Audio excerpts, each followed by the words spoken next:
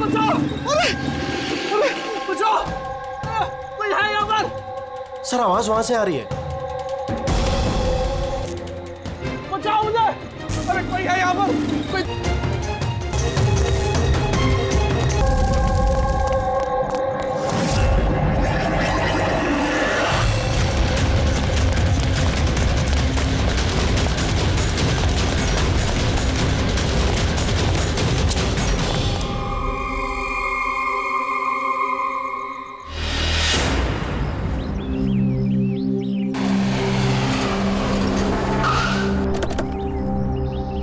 नमस्ते सर। नमस्ते सर। ये मतलब जब ये ब्लास्ट हुआ तब तुम यहीं पर थे? यस सर, मेरे साथ एक और कांस्टेबल था खरनार, उसे बहुत चोट आई है, अभी वो हॉस्पिटल में। तुम यहाँ पहुंचे कैसे? सर हम लोग नाइट पेट्रोल पे थे, यहाँ से गुजर रहे थे तभी किसी की चिल्लाने की आवाज़ आई। हमने उसे नहीं देखा, यहाँ पे पहुँचे जैसे कुछ करते कि इससे पहले ही बॉम्ब ब्लास्ट हो गया।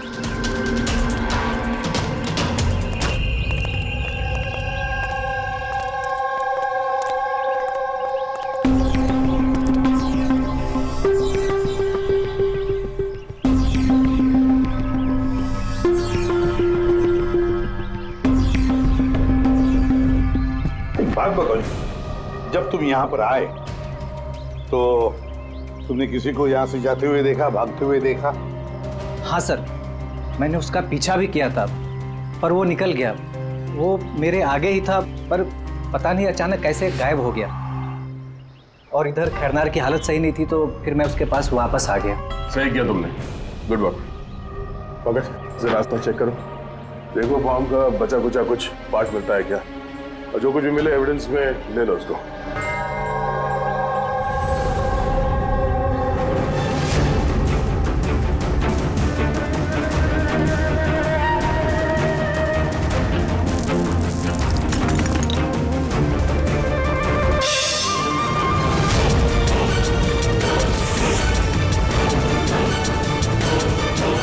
Sir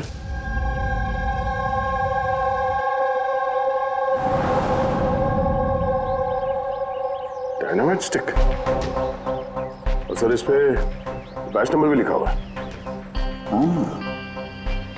arrow dynamic. सर हाँ, ये चमक रहा है कुछ।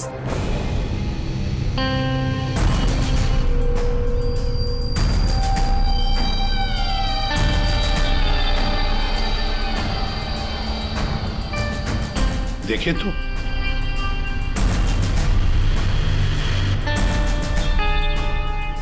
गया, ये तो दांत है, सोने का दांत। एक मिनट, जरा मैग्नीफाइंग ग्लास दो।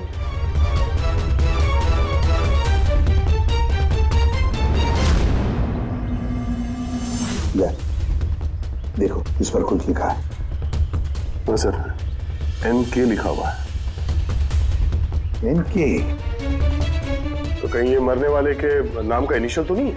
बिल्कुल हो सकता है, और कहीं ऐसा तो नहीं ये NK नाम का जो भी है किडनैप किया गया हो। और अगर किडनैप किया है तो सर उसके घर वालों ने कहीं ना कहीं तो गुमशुदा होने की रिपोर्ट लिखवाई होगी। हाँ, चेक करते हैं, देखते हैं कितने NK इनिशियल्स के कितने लोग गायब हुए हैं।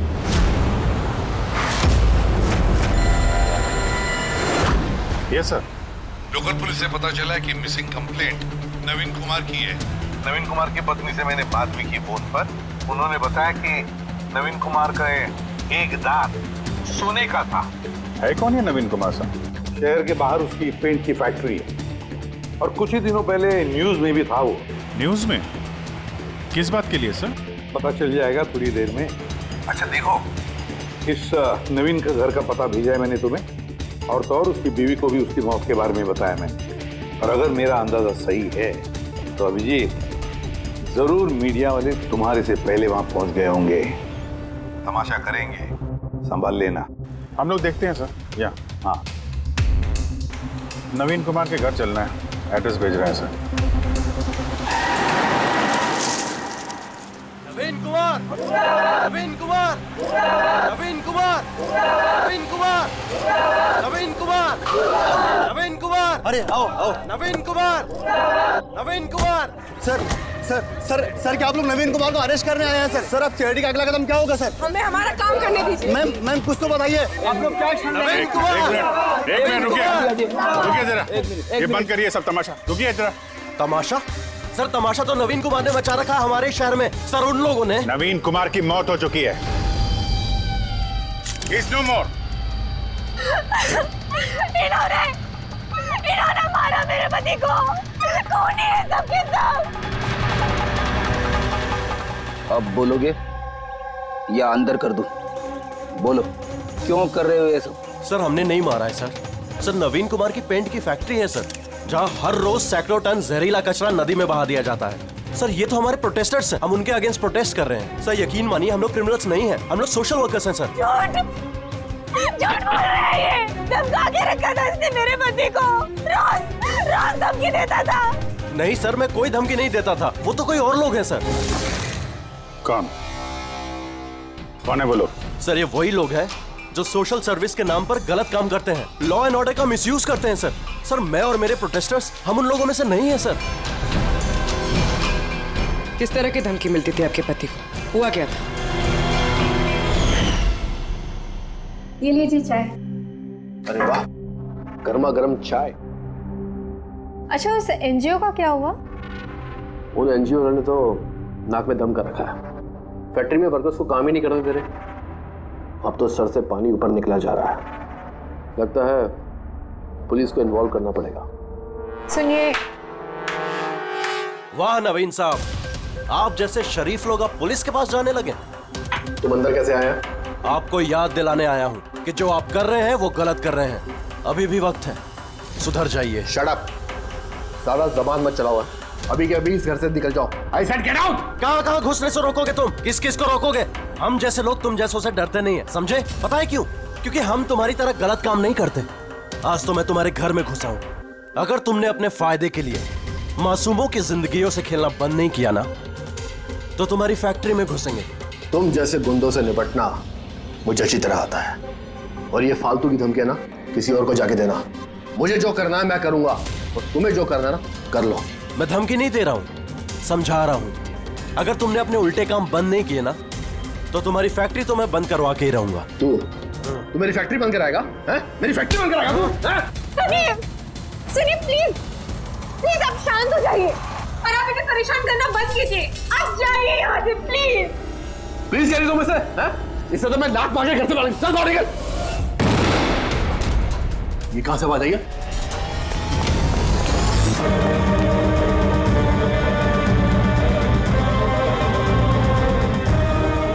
दीवार पर लिखा हुआ था, सुधर जाओ वरना बचोगे नहीं। और आखिर मार ही डाला इन्होंने नवीन को। इन्होंने मार डाला मेरे पति को। कसम से सर, मैं सच कह रहा हूँ, मैंने कुछ नहीं किया है सर। जिन्होंने किया उसके बारे में बताओ। सर बिल्कुल क्यों नहीं बताऊंगा सर। सर उन्हीं की वजह से तो आज हम फंसे हैं सर। सर हम प्रोटेस्टर्स हैं, हम सोशल एनवायरनमेंट के लिए प्रोटेस्ट करते हैं सर। सर वो लोग किसी भी हद तक जा सकते हैं सर। पहचान सकते हो उन्हें? बिल्कुल, क्यों नहीं, लेकिन हमारी सेफ्टी का क्या सर? वो बहुत खतरनाक लोग हैं सर। डोंट वरी, तुम्हें कुछ नहीं होगा। नाम के सोशल वर्कर्स हैं खाली, क्रिमिनल्स हैं तीनों के तीनों। क्रिमिनल्स हैं? ये तुम्हें कैसे पता? मुझे क्या, हर किसी को पता है कि उनके ऊपर कितने केसेस चल रहे हैं। हमेशा वो बेल पर ही बाहर आया है सर। वो इंसान अपने आप को कुदरत का रखवाला कहता है, नेचर गार्डियन। सर सबसे पहले वो दिनकर। नवीन जैसे लोगों के चारों तरफ दुश्मनी होंगे सर। वो कहते हैं ना सर, जैसी करनी वैसी भरनी। क्या मतलब? हा? क्या कहना क्या चाहते हो तुम? इतने मासूम लोग की जिंदगी उसने खराब की थी सर। हो सकता है उसी में से किसी ने बदला लिया होगा। किसी ने क्यों? हम तो कहते हैं कि बदला तुमने ही लिया होगा, तुम्ही ने मारा होगा उसे। नहीं सर, मुझे उससे कोई पर्सनल दुश्मनी नहीं थी। मैं उसको क्यों मारूंगा? क्योंकि तुम्हें नवीन के तौर तरीके से तकलीफ दी। क्यों? सर अगर मुझे ऐसा करना होता तो मैं कब का कर चुका होता। नवीन न जाने कितने सालों से हमारे वातावरण में जहर घोल रहा था। तो खुशी तो बहुत मिली होगी तुमको।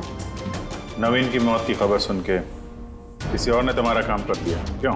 नहीं सर, मुझे उससे कोई हमदर्दी नहीं थी, लेकिन मैंने नहीं उसको मारा। हम क्यों माने कि तुम सच बोल रहे हो?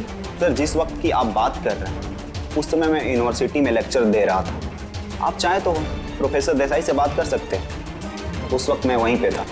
सर पल्लवी वो हर दूसरे दिन न्यूज पे दिखते रहती है किसी न किसी से झगड़ा करते हुए। सर सोशल वर्क की फील्ड में आप किसी भी इंसान से पूछिए उसके बारे में, सबको पता है वो कैसी है, वो अपनी टीम से कैसे उल्टे सीधे काम करवाती है।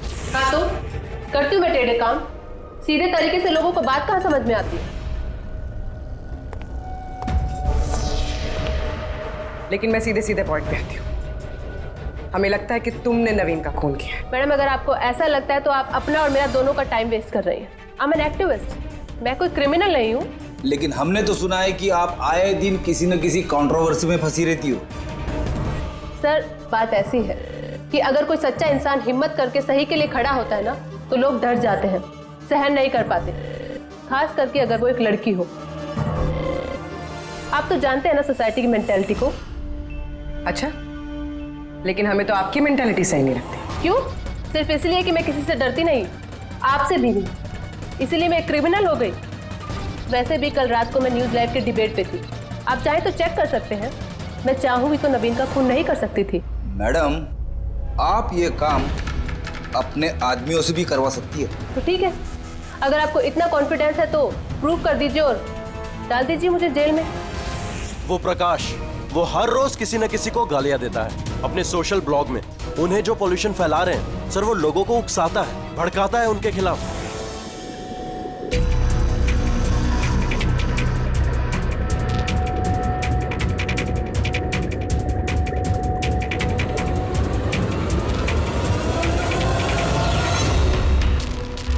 तारिका,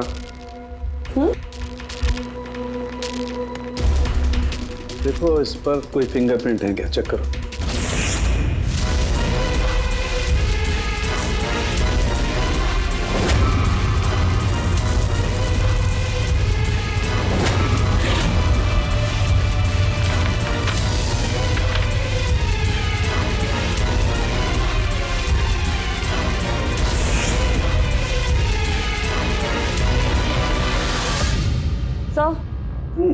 इस पे तो कोई फिंगरप्रिंट्स नहीं है। फिंगरप्रिंट्स नहीं है? Are you sure? 100% सर, कोई फिंगरप्रिंट्स नहीं है, लेकिन कुछ पार्टिकल्स मिले। हो सकता है कि स्किन टिश्यूज या डेड सेल्स हो। Dead cells? तो एक काम करो तारिका, उन डेड सेल्स को क्लीन करके रखो, पूरी चमड़ी को।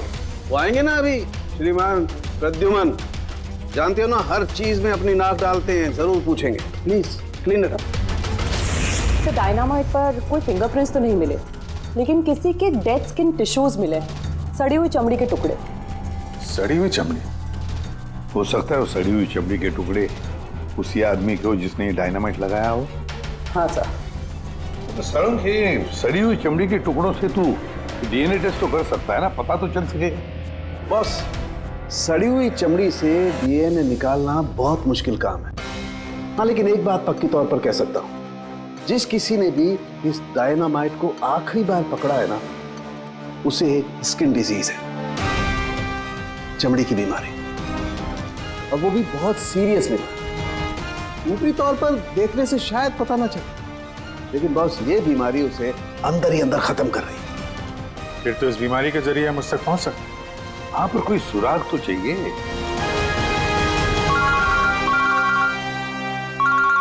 हेलो, एसीपी प्रद्युमन है? हाँ कहिए। अच्छा, good, thank you. Dynamite manufacturer बता रहा था, अपने रिकॉर्ड चेक किए उसने, वो डायनामाइट किसी खदान को बेचा था उसने। मतलब माइन साइट? हाँ, माइन साइट। बस अब पता लगाना ये है कि ये डायनामाइट खदान से खूनी तक कैसे पहुंचा।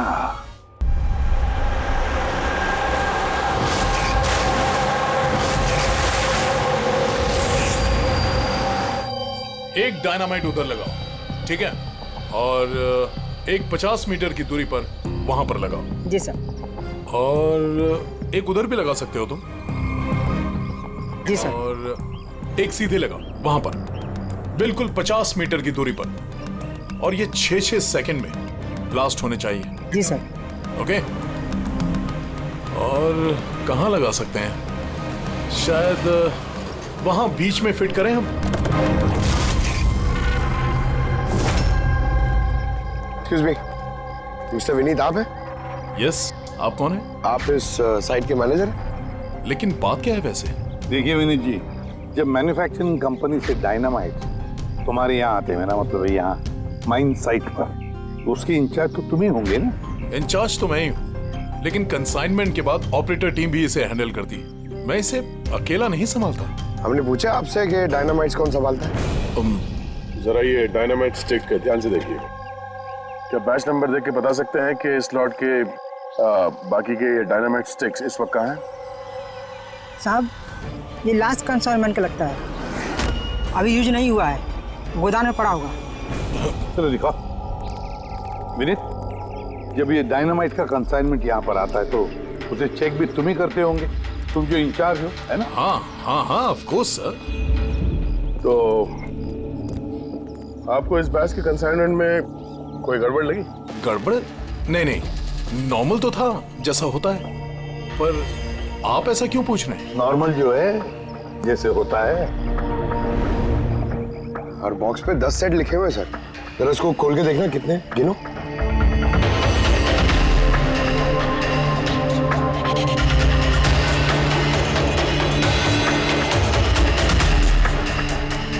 साहब, एक सेट कम है साहब।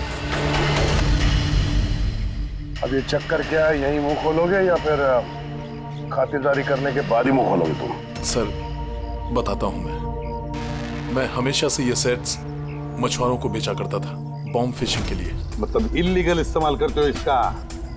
और इनमें से 6 सेट्स मैंने उसी को बेचे हैं। जिसको बेचा उसे पहचानते तो हो ना? सर वो मेरा रेगुलर कस्टमर नहीं था, वो पहली बार आया था और मैंने उसका चेहरा भी नहीं देखा, लेकिन सर उसके हाथों की चमड़ी कुछ अजीब सी हो गई थी, शायद वो बीमार था। इनमें से किसी को पहचानते हो? नहीं सर, मुझे नहीं लगता कि इनमें से कोई था। एक बार फिर से देख लो, हो सकता है भेस बदल के आया हो। नहीं सर, इनमें से कोई नहीं है। ठीक है, शायद दोबारा मुलाकात होगी।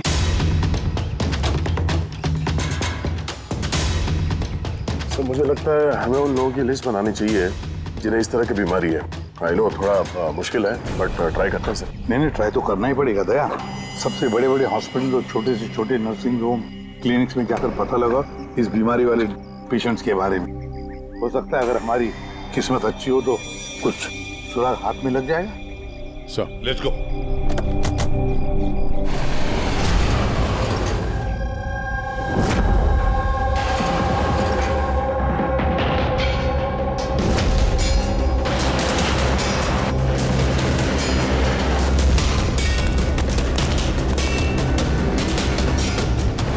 देखिए, ऐसी बीमारी हजारों में किसी एक को होती है।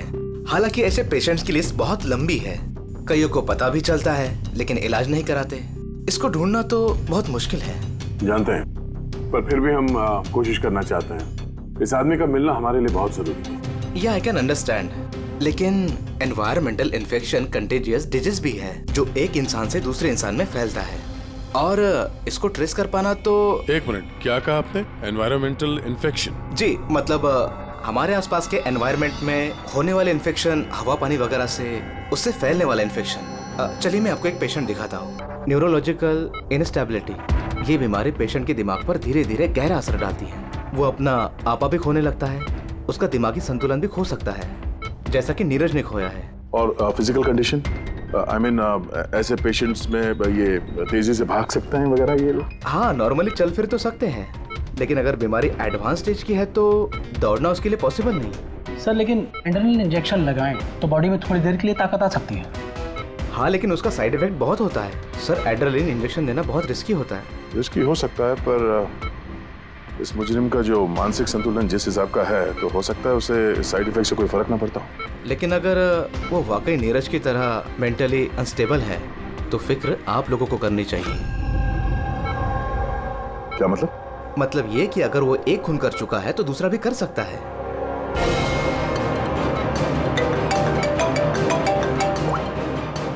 हाँ सर। क्या प्रकाश पंकज को चकमा देके भाग गया? Oh no. ठीक है सर, मैं देखता हूं। या तो ये प्रकाश डर के भागा है या फिर दूसरे मर्डर का प्लान करने वाला है।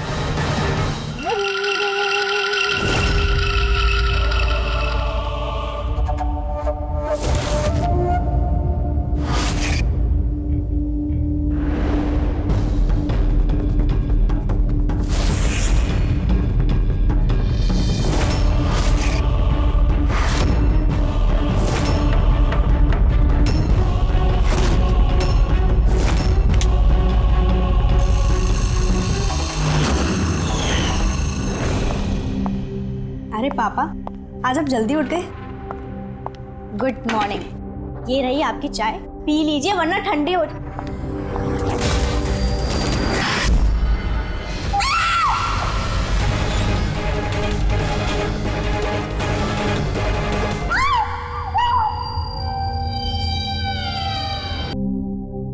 डॉक्टर का कहना बिल्कुल सही था।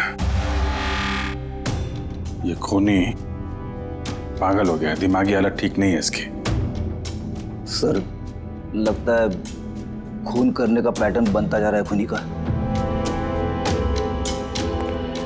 जमीन हथियाने के लिए इलीगली पेड़ों की कटाई। खूनी ने इनके साथ भी वैसे वो भी प्रकाश के गायब होने के ठीक बाद। वेपन कौन सा यूज किया होगा? 100% चेनसॉ, वरना हड्डी के साथ मांस को इस तरीके से काट के बॉडी के 2 टुकड़े करना इतना आसान नहीं है। सर, अगर चेन सॉ का इस्तेमाल किया है तो आवाज तो हुई होगी, घर में किसी ने तो सुना होगा। रात में घर पे और कौन कौन था? मेरे हस्बैंड तो काम से बाहर रहते हैं। घर में सिर्फ मैं, पापा और हमारा नौकर था। आपने कुछ आवाज सुनी थी?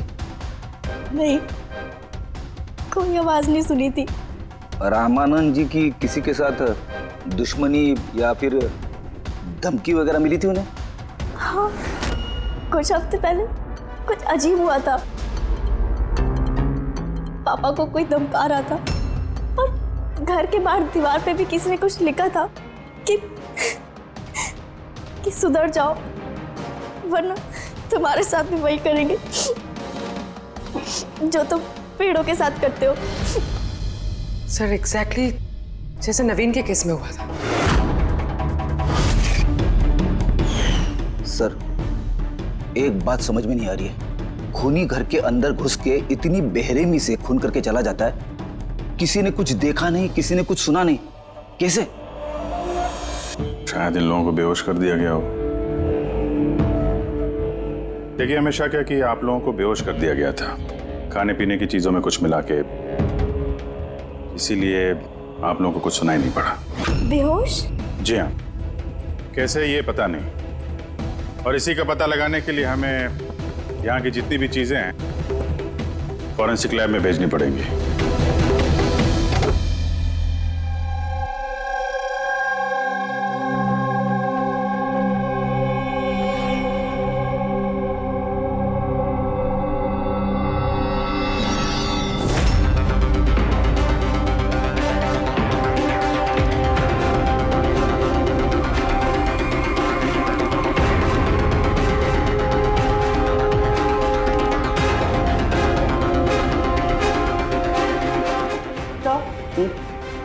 घर पे जितनी भी खाने की चीजें थी सब चेक कर ली और पीने की भी। कोई भी नींद की दवाई नहीं मिली। No sedatives. नहीं मिली? Are you sure? एब्सोल्युटली। लेकिन तारिका, सब लोग बेहोश तो थे। इसका मतलब कोई ना कोई तो नशीली दवाई होगी जिसकी वजह से वो बेहोश हुए। खाने में पीने में किसी चीज में तो होनी चाहिए। इसमें थी?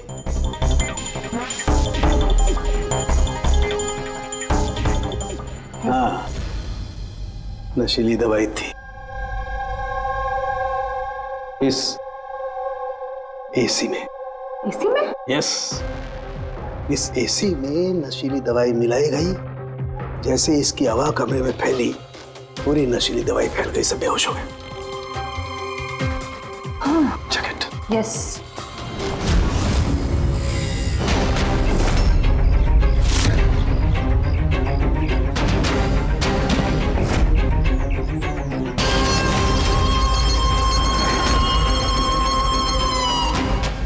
साउंड के तो हवा में तीर तो नहीं मार रहा, ऐसा कैसे हो सकता है? ऐसा ही हुआ है बॉस। एसी में नशीली दवाई थी। मुझे एसी के ब्लोअर में, उसके फिल्टर में, सब जगह सेडेटिव मिला है, और वो भी बहुत हाई डोज। माय गॉड, ये कैसे हो सकता है यार? बॉस, एसी में सेडेटिव था, नशीली दवाई कमरे में फैली, सब लोग बेहोश हो गए। खूनी आया, उसने रमनन का खून बड़े इत्मीनान से किया और चला गया। किसी ने कुछ नहीं सुना। अच्छा चल ठीक है। साळुंखे का फोन था, बता रहा था रमानंद के घर में जो एसी है उसमें से नशीली गैस छोड़ी गई थी, एनेस्थेटिक गैस।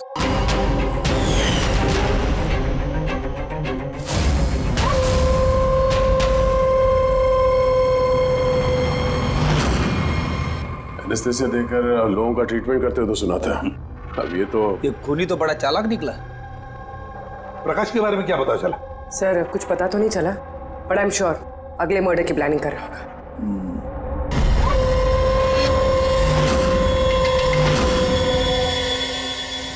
लेकिन अगर खूनी बीमार है तो ये प्रकाश तो अच्छा खासा भाग रहा था। सर, ऐसा भी तो हो सकता है कि उसने किसी और से खून करवाया हो। तो फिर वो भागा क्यों?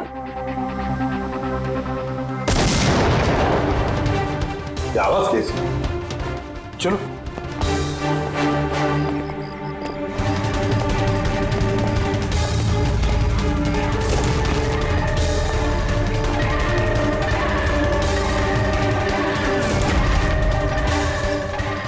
तुम्हारा काम मैं कर रहा हूं एसीपी। शहर की सफाई, मेरे रास्ते में जो भी आएगा उसे भी साफ कर दूंगा। कौन है ये? सर लगता है खूनी को पता चल गया हम उसके पीछे, इसलिए बौखला गया है। रुक! पकड़ो उसे!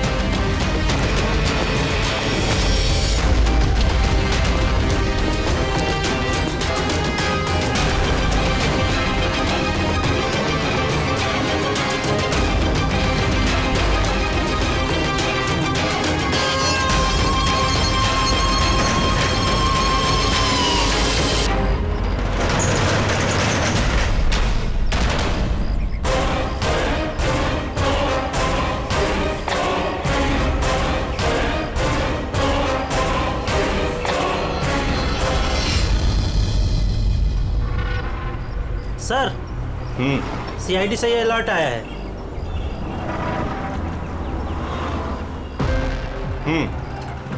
ये सब वही लोग हैं जिनको नॉइस पोल्यूशन की धमकियां मिली हुई हैं।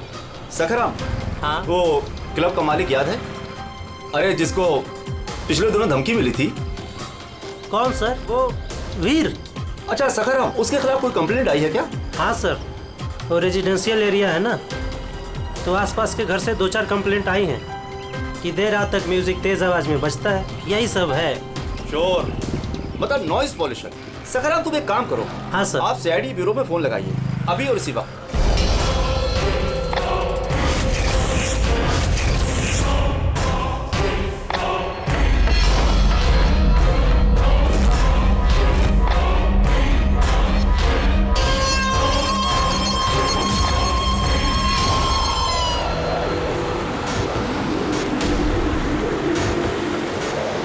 जल्दी करो अभिजीत, जल्दी करो। We are on the way sir. Club La Mesa का मालिक है, उसका नाम है वीर। लेकिन सर बात क्या है? क्या? लोकल इंस्पेक्टर से पता चला है कि वीर को भी वैसे ही धमकी मिली है, और वो भी नॉइस पोल्यूशन फैलाने के लिए। सॉरी सर, लेकिन नॉइस पोल्यूशन बड़ा ज्यादा नहीं हो गया? पूर्वी, उसका दिमागी संतुलन ठीक नहीं है, तो ये खूनी कुछ भी कर सकता है। डोंट वरी सर, वो खूनी अगर वहां पर है तो इस बार हमारे हाथों से नहीं बचेगा। ये प्रकाश अभी भी लापता है और वीर की जान को खतरा है। कुछ भी करके उसे सही सलामत अपने पास लेकर आओ।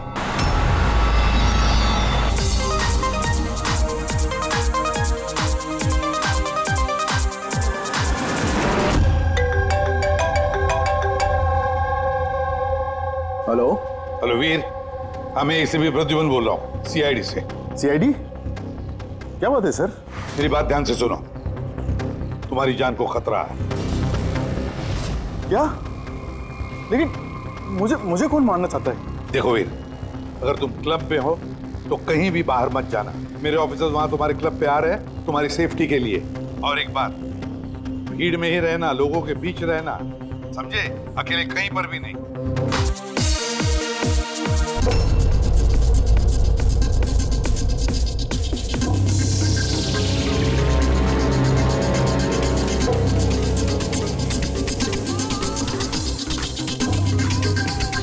देखो, मैं अपने केबिन में जा रहा हूँ, ठीक है? और किसी को भी अंदर मत आने देना, अंडरस्टैंड? किसी को भी अलाउ मत करना।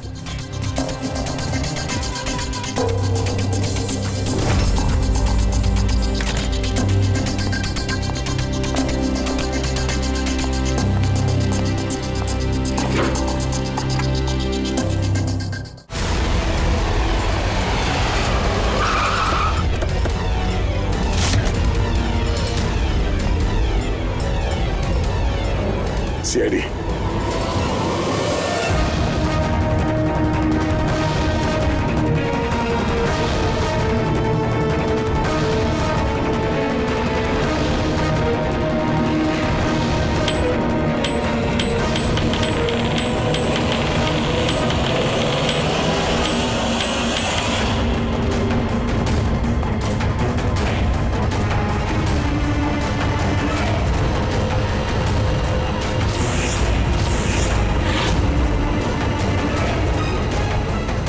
सुनो, इधर आओ। जी सर। वीर कहाँ है? सर वो किसी से मिलना नहीं चाहते। हम लोग सीआईडी से। कहाँ है वो? आइए सर।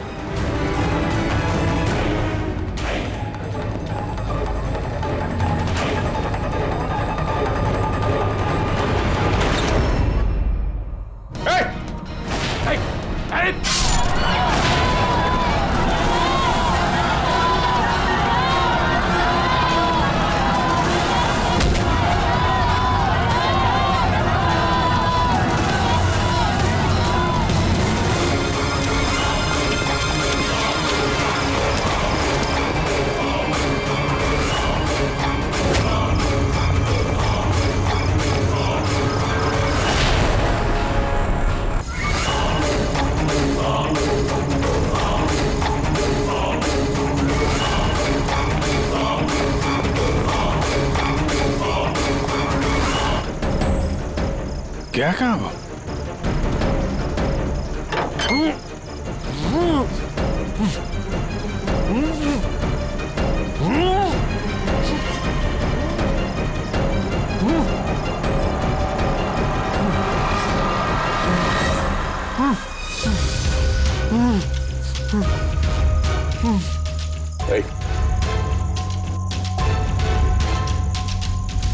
प्रकाश? अच्छा फारूक,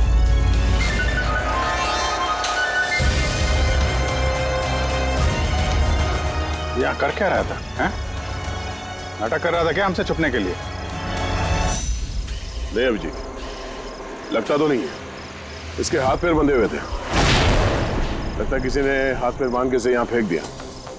पूर्वी, एसीपी साहब को फोन करके बताओ कि प्रकाश मिल गया, और मरहम पट्टी भी करो। सर जाओ। चलिए। समझ में नहीं आता, हर बार हाथ से निकल कैसे जाता है, गायब कहाँ हो जाता है? उसे आसमान खा गया या जमीन निकल गई?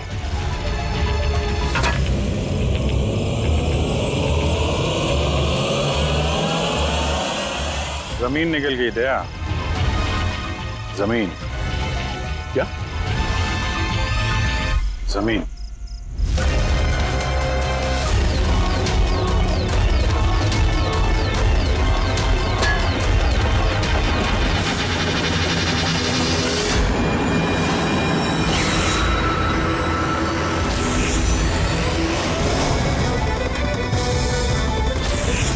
बाहर निकल। क्यों? खून करते वक्त तुम्हारे हाथ नहीं कांपे, अब कांप रहे? जेल जाने के डर से? यह एड्रेनलिन का असर खत्म हो गया। हाँ? जिस इंजेक्शन के दम पे तुम भाग रहे थे उसका असर खत्म हो चुका है। अब मुंह खोलोगे भी या मुंह खोलने के लिए और एक इंजेक्शन देना पड़ेगा? मुझे कोई मजा नहीं आता इंजेक्शन लेने में। ये मेरी एक मजबूरी है जो मुझे लेना पड़ता है।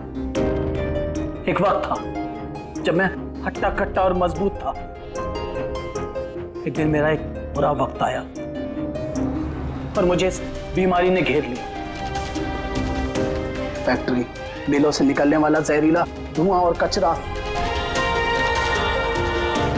जो पोल्यूशन, उससे लाखों लोग इन्फेक्टेड थे। पता नहीं रोज कितने पेशेंट आते थे। उनके साथ रहते रहते मैं भी बीमार हो गया। बीमारी कब हुई तुम्हें? 6 महीने पहले। और उन 6 महीनों में इस बीमारी ने तुम्हारे शरीर के साथ साथ तुम्हारे दिमाग पर भी असर करना शुरू कर दिया। तुम्हें पता है तुमने क्या किया? हाँ? मैंने किसी का कुछ नहीं बिगाड़ा। बिगाड़ा उन लोगों ने। हवा, पानी, सब में जहर घोल दिया। बस तब मैंने सोच लिया, जिन लोगों ने मेरी ये हालत की है उनको मैं छोड़ूंगा नहीं। मैं बदला लेके रहूंगा। और इसीलिए तुमने बीएमसी में नौकरी की, ताकि पूरे शहर के सीवेज सिस्टम का नक्शा तुम्हें याद हो जाए। उसका फायदा उठा के तुम वहां से भाग जाते थे। हमें लगता था कि तुम अचानक कहाँ गायब हो गए।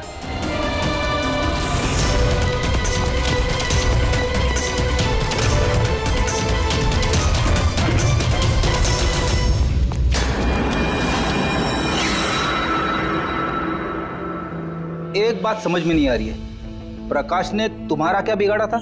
हाँ, उसे किडनैप क्यों किया? वो उस रात वहीं पे था, रमन्नन के घर के बाहर। वो उसका घर जलाने आया था। वो कुछ करता उसके पहले उसने मुझे देख लिया था घर से निकलते वक्त। और तुमने उसे किडनैप कर लिया ताकि वो किसी के सामने मुंह ना खोले। हाँ? तुम उसे मार भी सकते थे, तो फिर उसे जिंदा क्यों छोड़ दिया? मैंने बोला ना सर, मेरा बदला सिर्फ उन लोगों से था जो आसपास की हवा, पानी में जहर घोल रहे थे। मैं तो सिर्फ अपना संसार बचा रहा था। मैं कोई बचपन से खूनी नहीं हूं। दुनिया बदलने का ठेका तुम्हें दिया किसने? मोहन, तुम्हारे इस बदले की आग ने इतने सारे लोगों की जानें ली। उनकी जान लेना जायज नहीं था। बहुत गलत किया तुमने। कानून तुम्हें कभी माफ नहीं करेगा। तुम्हें कड़ी से कड़ी सजा होगी।